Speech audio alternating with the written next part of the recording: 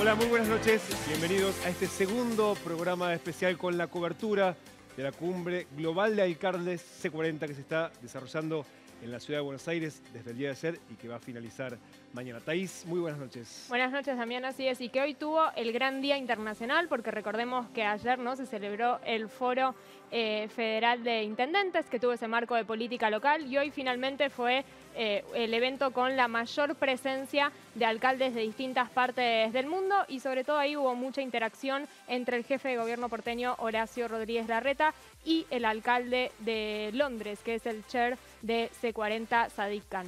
De hecho, vamos a estar hablando un poquito de lo que dejó ese intercambio, definiciones del jefe de gobierno porteño, no solamente vinculadas al cambio climático, sino también mensajes que dejó para la política local, aprovechando precisamente este foro internacional. También vamos a repasar algunas de las cosas que dejaron las distintas mesas de diálogo del día de hoy. Vamos a estar hablando sobre desarrollo económico, las posibilidades de desarrollo que ofrece también la agenda del cambio climático. Por otro lado, cómo se financian los proyectos para transitar precisamente, por ejemplo, de las energías que utilizan energías fósiles a energías renovables. Estos, Thaís, van a ser algunos de los temas de esta noche. Y que en todos esos temas tienen también como punto en común otro de los grandes protagonistas que fue hoy, que tuvo que ver con el Citizen Business Forum, que es este encuentro de C40 que reúne a representantes del sector público y privado para avanzar en una acción conjunta frente al cambio climático en las ciudades. Que tuvo una protagonista fundamental, ¿eh? No sé quién. ¿Por quién lo dices? La señorita Thaís. No solamente estuvo en ese foro, también estuvo en otra mesa compartiendo también con la alcaldesa de Barcelona, que tuvo definiciones muy interesantes a propósito. Ahí lo estamos viendo. Qué pintusi, saco rojo, para llamar la atención. Estábamos más de hiciste una pregunta picante a la alcaldesa de Barcelona a propósito de cómo se financian los proyectos precisamente para revertir el calentamiento global. Sí, así es. Y en algo que me gustó ella también en sus respuestas, que ella misma lo dijo, que tiene más años de experiencia como activista que como política, y eso se nota justamente en sus diferentes respuestas, ¿no? Que dice cosas que quizás los políticos más tradicionales no te llegan a decir. Muy bien, vamos a comenzar entonces con el repaso de lo que dejó esta segunda jornada del C40 en la Ciudad de Buenos Aires. Comencemos con una definición del jefe de gobierno Horacio Rodríguez Larreta en la apertura del C40 internacional frente a todos los alcaldes, aprovechando ese escenario para dejar definiciones políticas con impacto local. Que estamos trabajando juntos en una agenda común. No es muy usual eso. Y me llena de orgullo ver que este espíritu común, tradicional en el C40, se está empezando a vivir también acá en nuestro país, en la Argentina. Nuestro país lleva décadas, siglo por ahí de divisiones. Pero gracias a esta cumbre, a lo largo de este año, tuvimos 150 intendentes de todo el país, ciudades grandes, medianas, chicas, y también de diferentes colores políticos, que trabajamos juntos, que pusimos la agenda del cambio climático como prioridad y que consensuamos una declaración conjunta estableciendo un plan de trabajo por la acción climática. Es un logro enorme, un logro que a mí me da mucha esperanza, porque muestra que hay un camino diferente en la Argentina, que se puede dialogar, que podemos trabajar juntos. Es una nueva Argentina, una Argentina del encuentro, que trabaja unida, que busca salir adelante y que busca construir una visión a largo plazo. Y el tercer prejuicio que está muy instalado es esta falsa contradicción entre cuidado del ambiente y desarrollo económico, como si fueran incompatibles. Y no es así. Y mucho menos es así si uno tiene una visión de mediano y largo plazo. O sea, la acción contra el cambio climático es una oportunidad de desarrollo.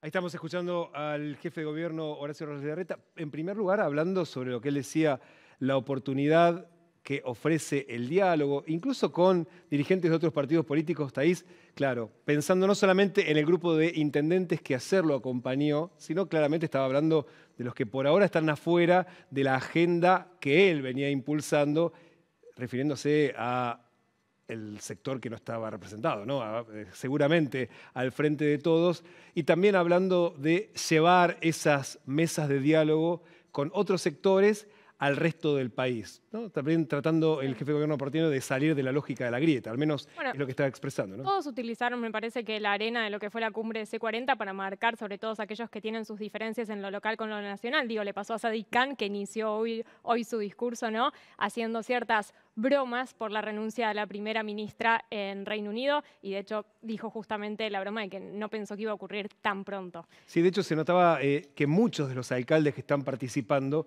son de gobiernos opositores al gobierno central. También estaba pasando lo mismo a la alcaldesa de París, que tuvo un mensaje muy fuerte frente al gobierno nacional francés. De hecho, se nota también que son varios los alcaldes que aprovechan este foro internacional para posicionarse también dentro de sus países, ¿no? Sí, totalmente. Bueno, acción climática también es política, y ahí hizo referencia también el jefe de gobierno porteño a estos prejuicios, ¿no?, que él mencionó que hay actualmente respecto de la agenda climática, para referirse a esto de que nadie puede negar de que hay, digamos, de que se está viendo impactado por el cambio climático, algo quizás que va un poquito a diferencia de lo que suele ser la postura tradicional de Argentina, de esto de que no solo los países desarrollados son los que tienen que actuar ante el problema, que esto, ¿por qué digo que es diferente? Porque Argentina siempre suele exigir que por esas diferencias históricas de responsabilidad sean los que más actúen frente a cambio climático.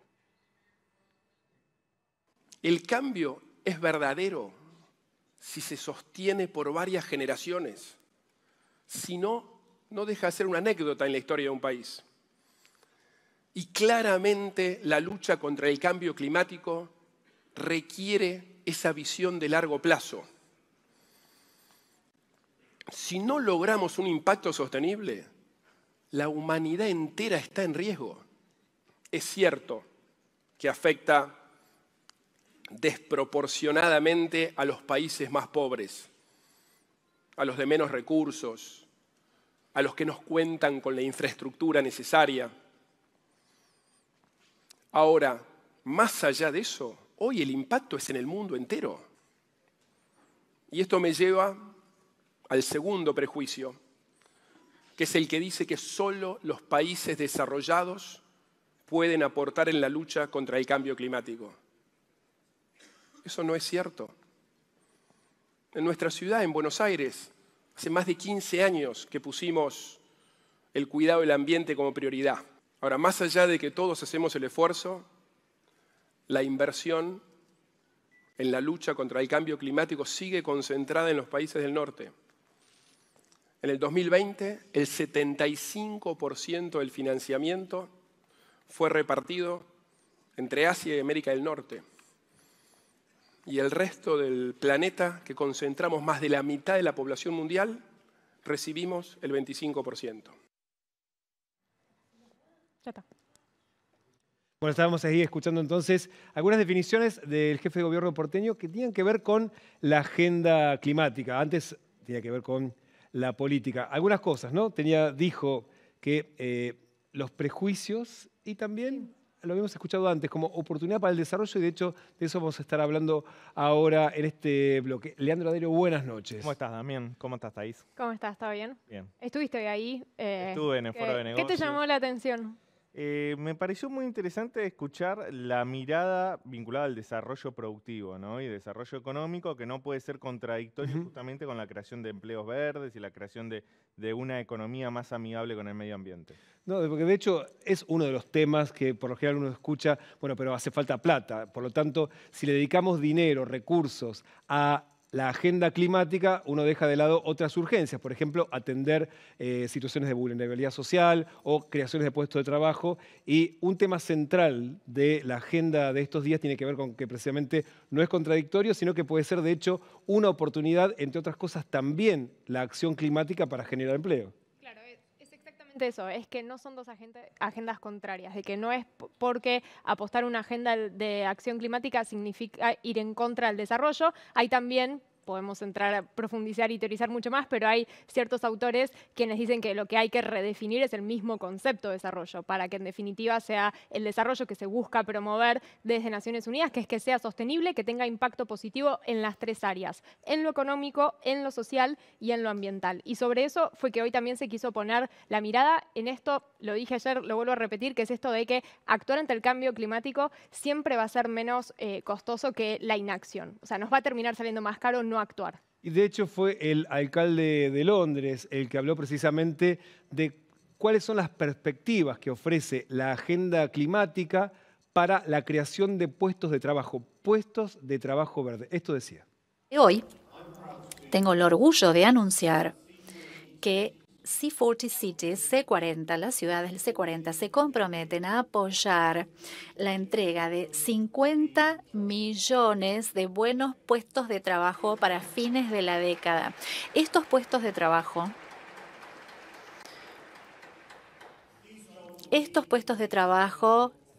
estarán en los sectores sostenibles, desde construcción verde y generación de energía renovable a la remodelación y el aislamiento de los edificios. Y estos trabajos verdes no son solamente buenos para el planeta, son buenos para nuestras economías, nuestras empresas y también para los trabajadores. De hecho, la investigación del C40 muestra que la inversión en renovables en lugar de en combustibles fósiles crea más trabajos de mejor calidad y más seguros para nuestros ciudadanos. Y también así nos mantenemos en el camino para cumplir y alcanzar nuestra meta del 1,5 grados. Y por eso, acelerar una transición justa y verde es lo mejor para todos. Y vamos a trabajar con nuestros socios, empresas, los sindicatos para lograr esto. 50 millones de puestos de trabajo es lo que anticipaba el alcalde de Londres, que van a crear algunas actividades que uno conoce, actividades tradicionales como la construcción, pero no cualquier construcción. No, la que siga determinados estándares, justamente que sean más eficientes y amigables. Él habló de Good and Green Jobs, habrá que ver después qué significa por empleos buenos y verdes, pero mencionó estos dos grandes sectores, el de la construcción y el de las energías, que no son menores si tenemos en cuenta lo que ayer decíamos, que hacen también a sectores que son los que más contribuyen en las ciudades, ¿no?, a las emisiones de gases de efecto invernadero. Y de hecho, Leandro, el jefe de gobierno porteño, en su intervención dio algunos ejemplos que en la Argentina ya existen de empresas que generan este tipo de empleos. Así es. Digamos que también estas empresas o estos productos, estos servicios que ofrecen estas empresas, es una demanda cada vez mayor de los consumidores también y de los inversores, ¿no? Entonces hay incentivos para que estas empresas actúen. Generalmente las empresas B de triple impacto, como decía hace un rato Thaís, no solo buscan el lucro, sino también un impacto social positivo y un impacto medioambiental positivo. Eso está en el centro de su modelo de negocios, ¿no? Y Horacio Rodríguez Larreta habló de 3 empresas argentinas tecnológicas, innovadoras, que tienen esa mirada. Una de ellas es Waterplan. Waterplan es una startup que con tecnología ayuda a otras empresas a conservar el agua y reutilizarla para garantizar la seguridad hídrica. Y es una empresa que tiene inversores muy famosos, por ejemplo, Leonardo DiCaprio y Manu Ginóbili, para tener una idea. Después habló para fines productivos. Así es. Habló de otra startup que se llama Pachama. Ofrece imágenes satelitales e inteligencia artificial para monitorear y conservar que los bosques estén protegidos y reforestados. Y después habló de Satellogic. Satellogic es una empresa argentina que es un unicornio ya. Sus acciones cotizan en Wall Street. Es una empresa que pasó por el INVAP, en la incubadora del INVAP, es decir, hubo una participación pública también. Y que es muy interesante mencionarla porque aquellos inversores o aquellas personas que nos están mirando que quieren apoyar a esta empresa pueden comprar CDRs, que es un instrumento de inversión, es una partecita, una acción de esa empresa. Desde Argentina puedes comprar CDRs de esa empresa si querés apoyar lo que está haciendo. Son 3 empresas argentinas que tienen una mirada innovadora desde lo tecnológico, pero también sustentable. Lo decías antes, Leandro, y también vos, Thaís, que tiene que ver con cierto cambio cultural que nos faltan no solamente los argentinos, en todo el mundo, de empezar también a reclamarle a las empresas de las que uno consume que sean precisamente empresas verdes. Es decir, que, no sé, como una época cuando en la Argentina empezó el cambio de los locales, cuando se empezó a prohibir fumar, ¿no? Que uno empezó a dejar de ir a ciertos lugares y algunos te miraban raro. ¿Cómo vas a exigir que el lugar se deje de fumar? Hoy nos parece ridículo que un lugar cerrado Un cambio se cultural. fume. Fue un cambio Sí. cultural, ¿no? De hecho, eso mismo todavía está faltando para que cada ciudadano incorpore como consumidor la agenda verde y empiece a reclamarle también a las empresas privadas que se sumen, ¿no? a la acción y climática. está bueno ver cómo ha sido la evolución de ese cambio en las empresas, porque, por ejemplo, con el caso de las empresas B, que tienen justamente un impacto positivo en lo ambiental, lo social y lo económico, al principio empezaron siendo nuevas empresas, es decir, que ya nacían con ese tema en su ADN. Y ahora lo que está pasando es que otras empresas que ya estaban creadas, que ya estaban en funcionamiento, empiezan a hacer los cambios necesarios para poder alinearse en esa certificación como empresa B. Entonces, por un lado tenemos lo que nace, las nuevas empresas que nazcan ya con este ADN del triple impacto positivo, pero también ver y sobre todo cómo se reconvierten y las empresas que son de mayor tamaño, que son las que más tienen que realizar transiciones a lo largo de su cadena de valor. No solamente vamos a hablar de empleo verde, o sea, generar empleos, puestos de trabajo, sino también otra parte de la agenda del desarrollo que tiene que ver con la incorporación, con la inclusión de los sectores vulnerables. El desarrollo también vinculado a la acción climática como una oportunidad para la inclusión social. De hecho, de esto estuvimos hablando con el alcalde de Curitiba, con Rafael Greca, que parte de la agenda verde, del plan ambiental de la ciudad de Curitiba, que en la década de los 90 fue bastante un faro regional en materia de transformación vinculado al transporte. Después, durante un tiempo, entró un poco, esa agenda cambió, las prioridades de Curitiba cambiaron, pero que hoy el actual alcalde está tratando de retomar y, de hecho, ligando la acción climática con la inclusión social a través precisamente de, digamos, de la agenda del plan ambiental. Lo escuchamos.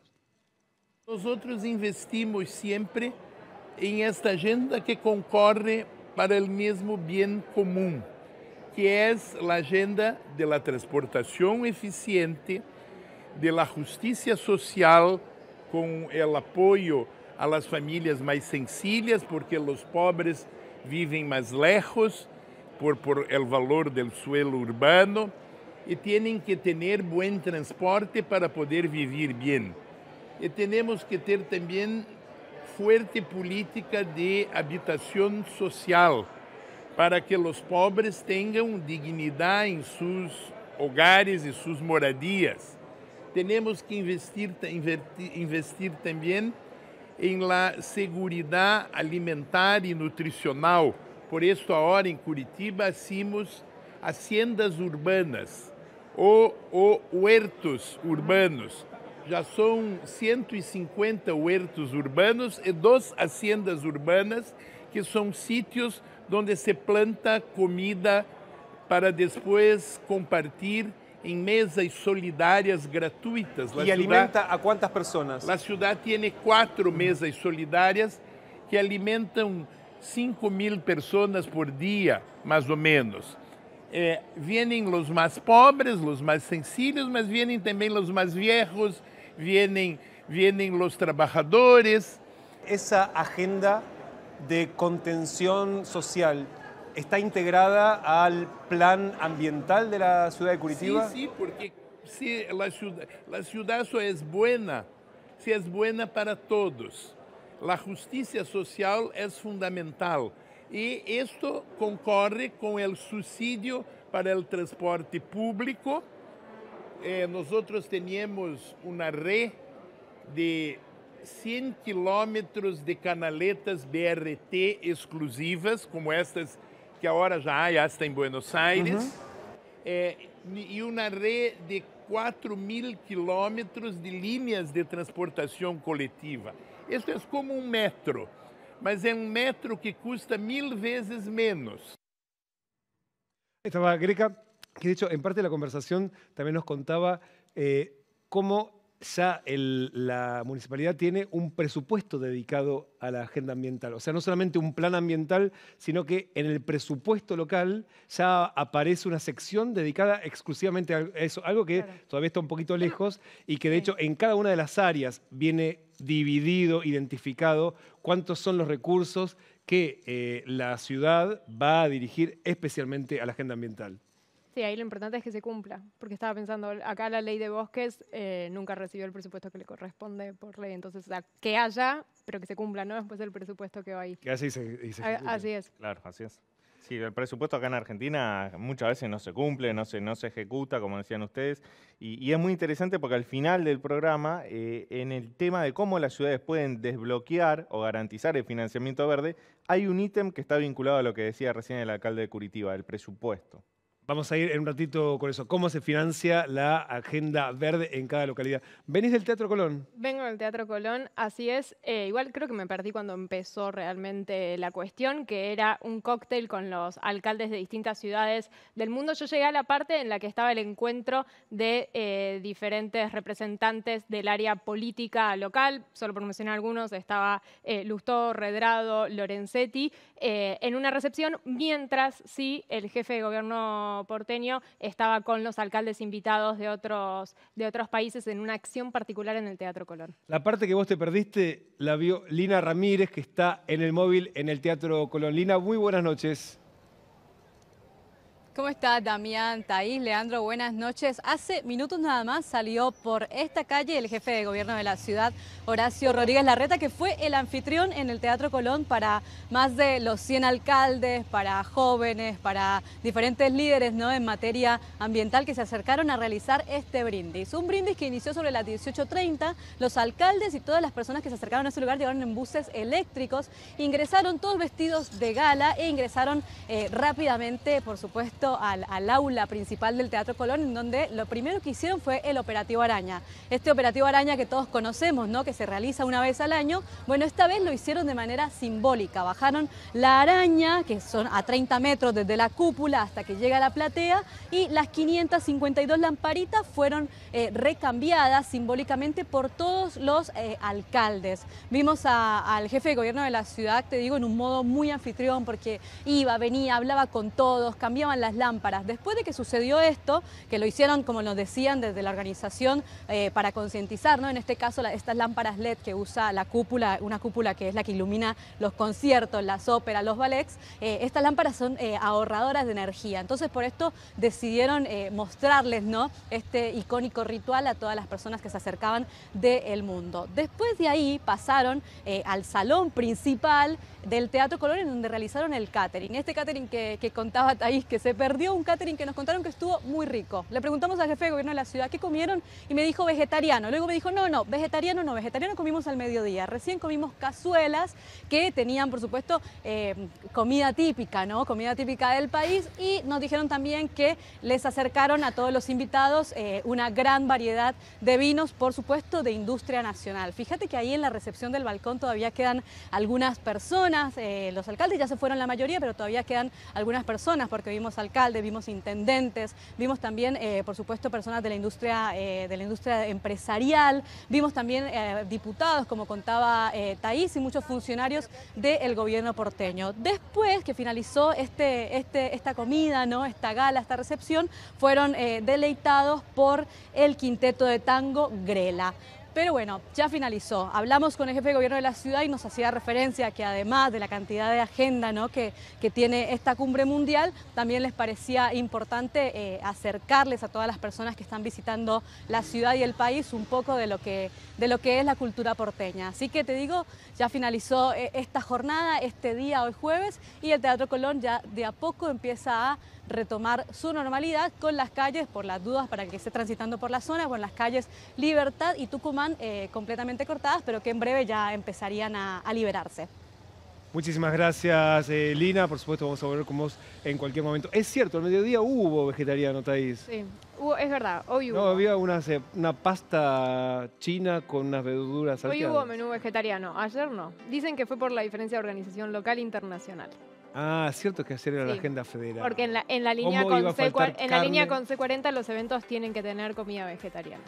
Muy bien. Cuando volvamos vamos a estar hablando de otro eje muy importante de la agenda verde, de la acción climática, que tiene que ver con la organización de las ciudades.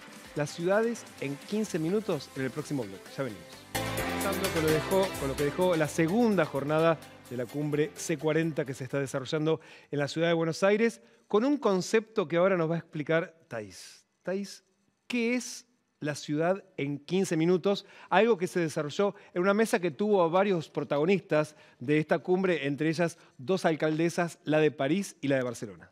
Sí, bueno, es un concepto que nos anticipaba ya hace unas semanas desde Nueva York Mark Watts, el director de C40, que se iba a trabajar en la cumbre aquí en Buenos Aires y que hace referencia a que todas nuestras actividades cotidianas, vivir, trabajar, recreación, comprar, ir al médico, que todo se pueda realizar a 15 minutos a pie o en bicicleta. Y este es un concepto que vos mencionabas recién, la alcaldesa de París, fue el que lo llevó a la campaña para su reelección, o sea, tuvo un protagonismo muy importante y que parte también de esta idea de redefinir la planificación de las ciudades para que sean ciudades hechas para las personas y no tanto para el vehículo. La idea es descomprimir este rol protagónico que ha tenido el auto, ¿no?, en lo que fue la planificación y la arquitectura de las ciudades y que nosotros podamos realizar todas nuestras actividades cotidianas en ese radar de 15 minutos a pie o en bicicleta. Ahora bien, eso va a depender de la escala de la ciudad. Hay algunas ciudades que te permiten aplicarla a todo, ¿no?, a toda su superficie, y otras quizás como la ciudad de Buenos Aires, en la que eso se puede llegar a adaptar por barrios y que esos 15 minutos sean por barrios y no por toda la ciudad. Y el creador de este concepto es el científico y académico Carlos Moreno, que estuvo hoy presente en la cumbre de C40. Si te parece, podemos escuchar un fragmento de la explicación que Moreno daba sobre cómo evolucionó en muy poquito tiempo, solamente en 12 años, esta noción de las ciudades en 15 minutos. Estamos hablando de regenerar las ciudades en medio de una violenta crisis ecológica, y de una violenta crisis social. El COVID-19 vino a confirmar la importancia estratégica de esta visión de proximidades, de policentrismo, de multiservicio, y esta noción de urbanismo a escala humana orientado a servicios tomó forma. Hemos creado un término que es la circularidad social urbana, que significa que las funciones sociales principales que nos hacen tener calidad de vida, habitar dignamente, trabajar con menos distancias, acceder a circuitos cortos de compras, acceder a la educación y a la cultura, acceder a la salud física y mental y utilizar el espacio público para nuestras facilidades, regeneran una ciudad, y regenerando esas funciones sociales regeneramos la ecología, regeneramos la economía y regeneramos el impacto social sin que haya contradicción, de una manera en la cual creamos triplemente valor. Y este concepto, en esa visión, ha sido adoptado en muchísimas culturas con fuerzas políticas completamente distintas.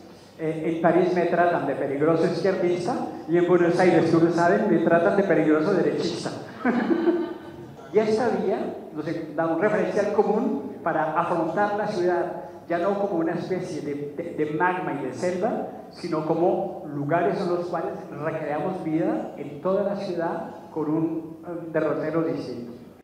El concepto clave de lo que aportaba Moreno tiene que ver con que si está todo más cerca, es decir, a 15 minutos caminando, significa que se usa muchísimo menos transporte, es decir, hay un uso eficiente de la energía o directamente no se utiliza energía para desplazarse. Y eso hace que uno se puede ahorrar, que hay menos combustibles. Se reducen las emisiones. Y si te pones a pensar por otro motivo, no pensando en la acción ante el cambio climático, pero fue lo que hicimos durante la pandemia, durante el confinamiento. De hecho, lo mencionaba, la pandemia cambió y exacto. Durante el confinamiento vos empezaste a hacer las cosas que te quedaban a consumir, sobre todo más próximo, y hace también un impacto positivo en lo que es el consumo más local, pero también esta idea de no tener que recorrer largas distancias para hacer actividades cotidianas. Lo que sí, no solamente hay que cambiar, descentralizar, que es una palabra clave para terminar de entender este concepto, la función pública, hablamos de educación, salud, sino también que tiene que haber comercios de cercanía, no solamente en supermercado, también para ropa, para comprar muebles, digamos, que se crean pequeños centros en distintos lugares de la ciudad. O sea, también el sector privado tiene que incorporar esta idea de empezar a multiplicarse por distintos lugares de la ciudad, precisamente para estar cerca del vecino, ¿no? Totalmente, y pensándolo desde el punto de vista más económico, la importancia del ahorro de tiempo también, ¿no? En los desplazamientos, que eso mejora la vida no solo de los trabajadores, sino de todos nosotros. O sea, ganar tiempo para otras actividades también es importante.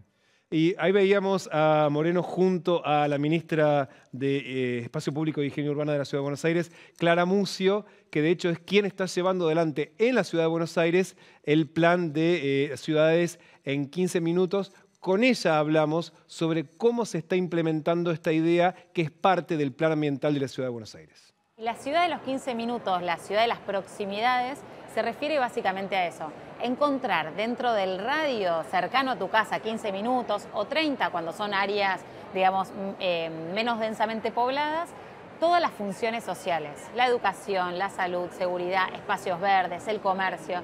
Así que estamos apostando por seguir descentralizando, digamos, la ciudad. Eso te iba a decir, hay que descentralizar no solamente actividades oficiales, sino también el sector privado. Totalmente, o sea, y la pandemia nos dio, ¿no?, esta gran oportunidad porque lo puso en evidencia, con todo el tema del teletrabajo, con las personas, digamos, no pudiéndose mover en grandes distancias.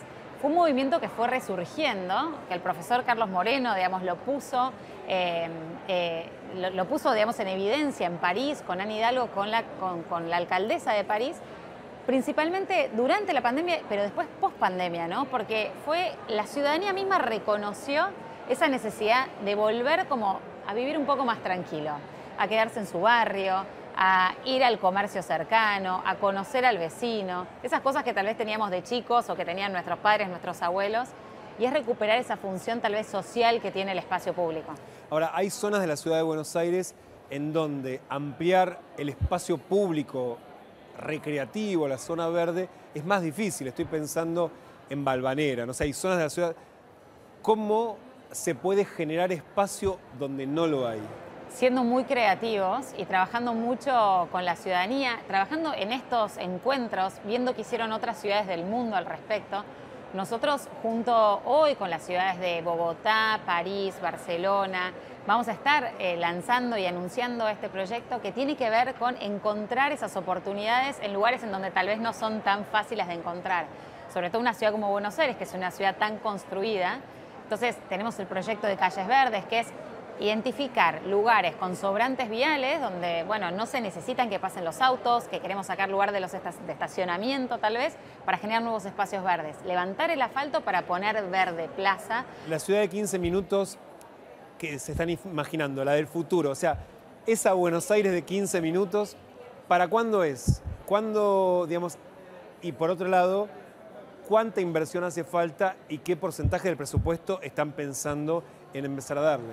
Sí, yo creo que es ya, es ahora, porque no es solamente una infraestructura que nosotros desde el gobierno tengamos que implementar, sino que son superficies que tal vez ya están dadas, que solamente hace falta hacer algunas intervenciones que son rápidas, que tal vez no son tan caras, como por ejemplo lo que hicimos con las demarcaciones para las zonas gastronómicas durante la pandemia. Eso es una clara intervención de cómo los locales gastronómicos ocuparon en su momento el lugar que era para los vehículos, con una intervención que fue muy rápida y que dio muy buen resultado. Y eso llegó para quedarse en la ciudad. Entonces, digo, si bien nosotros tenemos este objetivo de sumar superficie verde con los proyectos de calles verdes, con otros proyectos más ambiciosos, creo que el cambio está en cada uno de nosotros en empezar a utilizar lo que ya tenemos y seguramente los vecinos en empezar a demandar. Uno de los ejemplos que ponía Clara Mucio en la entrevista también era lo que pasó con la avenida Corrientes.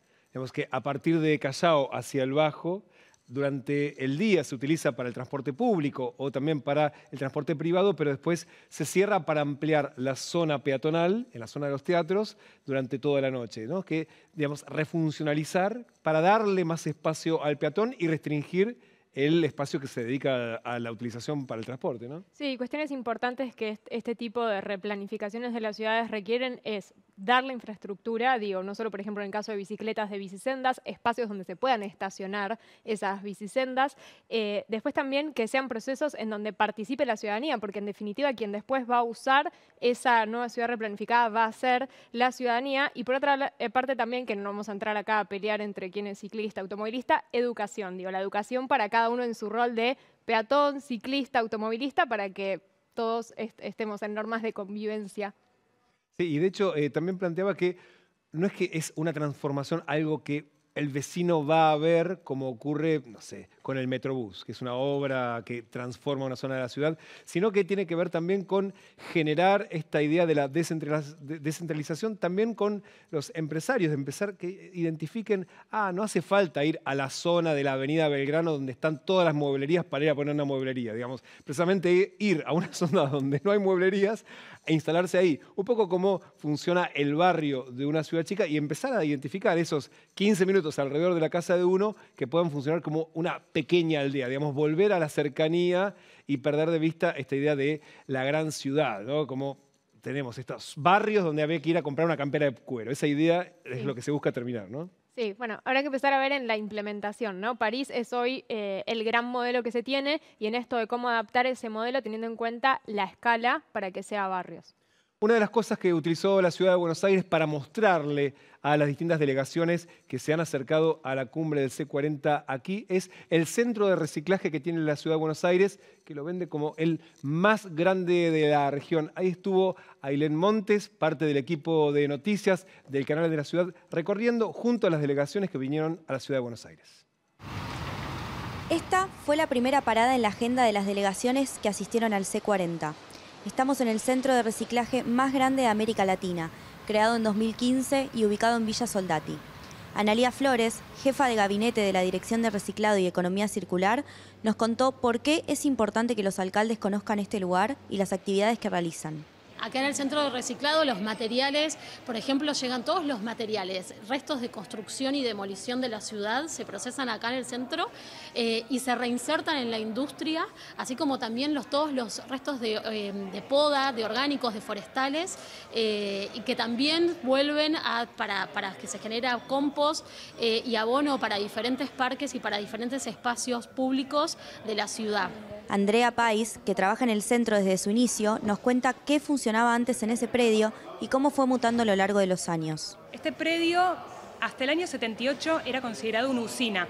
En esa época estaba permitido la quema de residuos en toda la ciudad de Buenos Aires. A partir de la prohibición de esa actividad, este centro se transformó en un lugar donde se disponían distintos tipos de residuos, una especie de medio basural a cielo abierto. El establecimiento cuenta con 5 plantas, en donde se procesan residuos de construcción y demolición, botellas de plástico, residuos orgánicos y forestales producto de la poda, y además posee una planta automática de separación de reciclables que puede procesar hasta 10 toneladas por hora. Actualmente, el 100% de los residuos de la ciudad son recibidos por este centro, y a pesar de que la pandemia afectó su rendimiento, esto representa más de 3.200 toneladas por día que evitan que caigan en el relleno sanitario. Solamente de todos los 3.200, 3.250 toneladas que recibimos en todo el centro de Buenos Aires, solamente el 16% es rechazo, es decir, esto va al SEAMSE. El predio también cuenta con un centro de información y promoción del reciclado, cuyo objetivo es acercar a la ciudadanía, de forma simple y didáctica, los conceptos y las prácticas de la reutilización, valorización, reciclaje y compostaje de los residuos. El centro educativo recibe más de 60 chicos de diferentes escuelas de la ciudad que vienen a conocer las distintas instalaciones de gestión de residuos. Los chicos vienen, se les hace un breve video introductorio y después a través de un sistema de pasarelas se recorren las 5 plantas y de esta forma los chicos pueden vivenciar y de una forma más cercana también a todo lo que es la gestión y el procesamiento de los residuos. Después vuelven a este centro educativo y hacen distintos talleres de canto, de dibujo, relacionados con las temáticas que aprendieron durante el recorrido. Último bloque de este programa especial dedicado a la segunda jornada del C40 de la Cumbre Mundial de Alcaldes que se está realizando en la ciudad de Buenos Aires. Vamos a estar hablando ahora sobre financiación. ¿Quién paga la agenda verde? ¿Quién paga la acción climática? Y de hecho también cómo pueden financiarse las ciudades que son protagonistas de la agenda verde. Y una pregunta clave sobre quién debe hacerlo, quién tiene responsabilidad en esto, se la hizo hoy Thaís a una de las alcaldesas que vino a la ciudad de Buenos Aires y que estuvo en uno de unos paneles de apertura. Sí, así es, porque en el panel de apertura hoy hubo un segmento especial respecto de participación ciudadana e inclusión en la acción climática y cómo hacer para que la acción climática sea más justa. Y ella, previo al panel, dio unas palabras en las que fue muy crítica respecto del sistema económico. Ella dijo que el gran problema del cambio climático estaba justamente en el sistema económico y que había que modificar ese sistema. Y a la hora de yo preguntarle, bueno, cuáles eran las dimensiones globales y locales para lograr que una acción climática justa sea efectiva, fue directo con los que ella considera que son los responsables. Así que si te parece, vamos a ver qué fue lo que respondió. Las cosas no pasan como fenómenos naturales, sino por la acción humana, ¿no? Y por un sistema económico que claramente es insostenible, que está destruyendo el planeta, la vida, y está generando injusticia social cada día más. Expolio, colonialismo, etcétera. Entonces, es frente a esa situación que hay que posicionarse y hablar del marco de justicia climática. ¿Y eso cómo se concreta? Pues yo tengo 2 hijos. Uno tiene 5 años y todavía es muy joven para hablar de este tema, pero el de 11 años hablamos ya de la cuestión, ¿no? Y le explico que es por la acción humana, que están habiendo temperaturas extremas, etcétera, ¿no? Contaminación y tal. Y él me dice, bueno, pero no es mi culpa, porque yo no he hecho nada, me dice mi hijo. Y tiene razón. Tiene razón, tiene 11 años y está escuchando permanentemente discursos catastrofistas que le dicen que no tienen un futuro asegurado y que encima es culpa de la humanidad. Y, hombre, de la culpa de la humanidad no es cierto. Hay unos más responsables que otros. Entonces, yo creo que eso es lo primero que hay que decir con claridad, ¿no? Es la acción de unos pocos que se están enriqueciendo de forma obscena, pornográfica, a costa de arrasar el planeta y de generar cada día más desigualdad. Las grandes compañías del petróleo, las grandes eléctricas que están aumentando beneficios en plena crisis energética cuando las familias no pueden pagar su factura de la luz, ¿para cuándo vamos a intervenir, ¿no? Y va a servir la acción pública, política, democrática para que los grandes responsables ganen un poquito menos y asuman su parte grande de responsabilidad.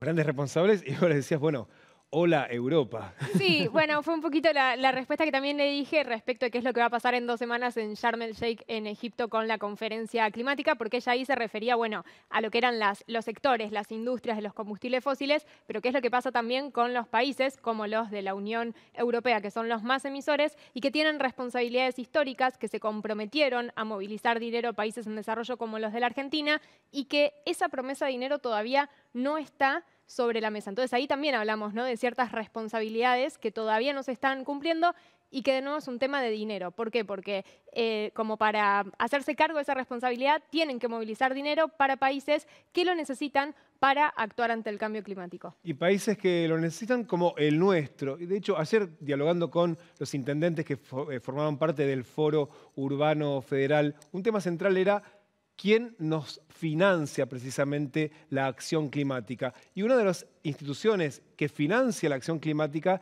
es, por ejemplo, el BID, el Banco Interamericano de Desarrollo, que a una de las ciudades que más le presta dinero es a Curitiba. Nosotros estuvimos hablando, escuchamos hace un ratito parte del plan ambiental de Curitiba y también le preguntamos, bueno, ¿cómo hace usted, alcalde, para que vas a ir al BID y le dé plata? Y esto es casi como una lección para los intendentes que están golpeando la puerta para pedirle dinero. Esto decía. Hay que tener las finanzas. Sí, las finanzas. Las finanzas de la municipalidad saneadas. No se puede gastar más do que se gana. No se puede también colocar los impuestos mucho altos. Se puede buscar un equilibrio. El aforisma latino es muy bueno, in medium virtus est. La virtud está en el medio, en el equilibrio. Y la alcaldía, teniendo equilibrio, puede ir al BID. Si no tiene equilibrio, no puede ir. Por eso siempre nosotros tenemos que pedir autorización al gobierno nacional para el endeudamiento. Mas sempre temos recebido, porque Curitiba sempre pode pagar e sempre paga todo em dia. Toda Curitiba foi hecha assim, porque a poupança solo a poupança urbana não paga estas inversões que são tão necessárias. La receta ortodoxa de Curitiba. Equilibrio fiscal. Eso es lo que dice recomendación a los intendentes que le tocan la puerta a los organismos multilaterales de crédito. Leandro, ¿cómo puede hacer una ciudad para financiar su agenda verde? Bueno, más allá, Damián, de ir a golpearle la puerta al BID, al Banco Mundial, a la CAF, las ciudades tienen otras herramientas para movilizar capital privado para justamente financiar políticas medioambientales y que intenten mitigar y adaptarse al cambio climático. Esto, básicamente, armamos una placa para contártelo fácil. Hay tres variantes. Por ejemplo, una de las posibilidades que tienen las ciudades es integrar la acción climática en los sistemas financieros. Y esto no va solo para las ciudades, sino también para los estados nacionales. ¿Ahí cómo lo pueden hacer? Bueno, lo pueden hacer básicamente apelando a distintos instrumentos de inversión, como pueden ser emitir bonos verdes, emitir bonos sociales, emitir bonos sustentables. Los bonos verdes son para financiar proyectos que impliquen beneficios ambientales, los bonos sociales que impliquen beneficios sociales y los bonos sustentables que impliquen ambos tipos de beneficios. Estos bonos los pueden emitir las empresas públicas o privadas y también los estados. Ahora, Damián, ¿cuál es el problema que hay en Argentina, las ciudades argentinas? Justamente el nivel de riesgo país. Entonces, estas empresas públicas y privadas y los estados que quieran emitir estos tipos de bonos van a tener que pagar una tasa de interés altísima. Pero es una de las herramientas que tienen las ciudades para movilizar justamente capital privado y financiar estos proyectos. La otra herramienta es, lo hablaba también el alcalde de Curitiba en el primer bloque, diseñar presupuestos climáticos. Pero cuando hablamos de presupuestos climáticos no hablamos solamente de partidas para una Secretaría de Cambio Climático, para un Ministerio de Medio Ambiente o un Ministerio de Desarrollo Urbano y Hábitat. Estamos hablando de todas las partidas presupuestarias de todos los ministerios, que sea un presupuesto climático a nivel integral. Y como decía Thaís, que luego se aplique, que no sea un dibujo en el aire. Bueno, las ciudades pueden desarrollar estos presupuestos climáticos. Curitiba es una de las ciudades modelo en el mundo a la hora de formular un presupuesto de este tipo. La otra variante que tienen las ciudades es fomentar la inversión del sector privado. Y esto hoy lo dijo el intendente de la Ciudad de Buenos Aires, Horacio Rodríguez Larreta, al hablar de que los estados no pueden hacer todo, sino que necesitan del apoyo y de la inversión de los empresarios, del sector privado, de los emprendedores. Para fomentar justamente la inversión del sector privado hay distintas herramientas de políticas públicas que los estados pueden impulsar. Por ejemplo, incentivos fiscales, exenciones fiscales a aquellos proyectos que justamente buscan tener beneficios medioambientales, sociales, sustentables. Y la otra herramienta es dar créditos blandos, líneas de créditos blandos de la banca pública para financiar ese tipo de proyectos, Damián. De hecho, Thaís, hoy participaste del foro de Business and Cities, donde se reúne el sector público por el privado para ver si unos convencen a otros de trabajar juntos y ver si logran incorporar, por ejemplo, el sector privado en la agenda verde. Claro, porque ahora lo que se dijo es que muchas veces se veía el sector privado, por lo que tenía que ver con las industrias como las malas, las contaminantes, y esa imagen empezó a modificarse. No sí respecto justamente de los sectores que más contribuyen, pero sí entender que la acción climática únicamente va a ser exitosa si todos los actores están sobre la mesa y que lo que ocurre muchas veces es que es el sector público nacional y el local el que dispone de las políticas, pero que en definitiva después quien eso lo implementa es el sector privado. Ahora, también por parte del sector privado se le pidió en algunos de los paneles, por ejemplo, normativas, facilidades, ¿no?